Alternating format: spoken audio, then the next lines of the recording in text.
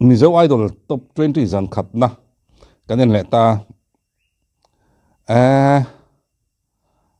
amu nom thin khop mai to top 20 ni to thiam tu mai po anzai hanui pui hak to rang chi anom to mi alawa zai angai nomatin a en to te po kan tang ani to thini na en ngal popang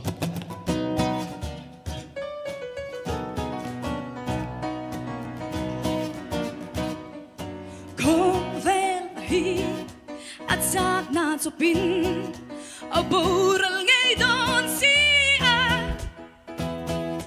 Biduman anti terlunan si u Fim huru iswanati ama ngay tutul nani Ngay venruing niya ngay Kanlal palugal dona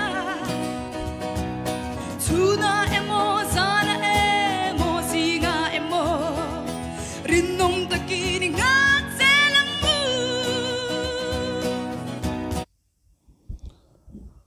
Roglupui zai ne atir tangin tran pohlo tin tai te khoa lo ni bok men ka zena ni ti te kha oma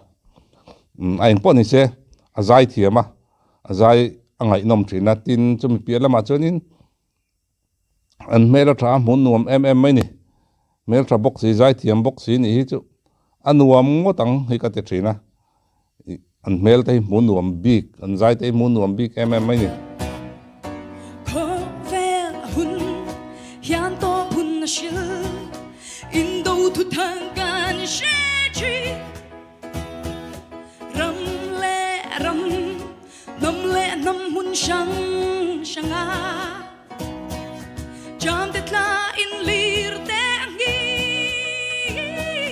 Lal pa lo kal ni anay te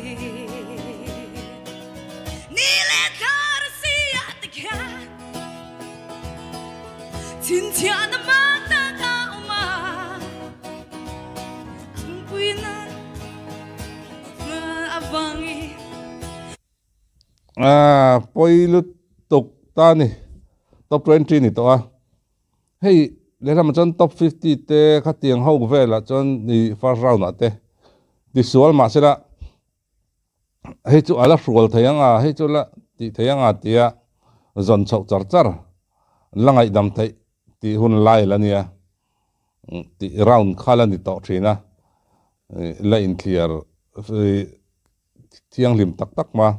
se top 20 ni to han ti sual zau ma je poi ngar takane ma se endik tu kan ni lawa engangin ga an endon kan khelawa tin nak zan ni turania zan ni na ron zai that le vieu pai chonin ne kha chu endik tu te kut ania kan kut ni to lawa chu ti nge khat nge kan lo ti thai om lawa mar chu in ti sek na ania apoi thina ni to nge asang theng sang chong to sia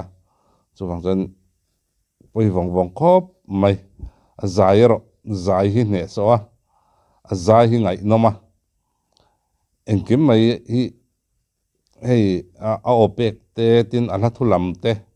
tiang ho shrim ma te angai nom ka te zai hi munuam Shalom le mangana akhna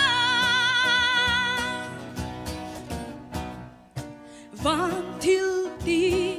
Thay na ngang Chu di chuan in ring reng ra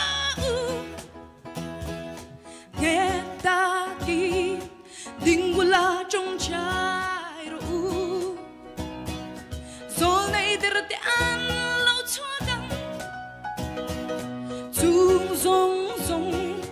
Chu theng tu ra ni Chung ni sham nu a chua ni Lal pa ngay chu ao thong nghe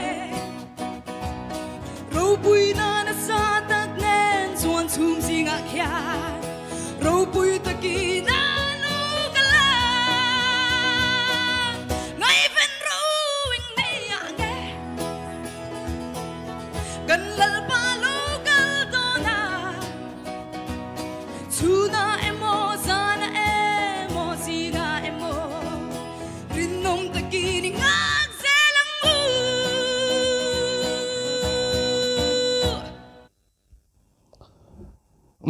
azai rim hi chu azai thiam thot ani tin azai angai nom katia I nge zai thiam kan ti a hian nia zai mi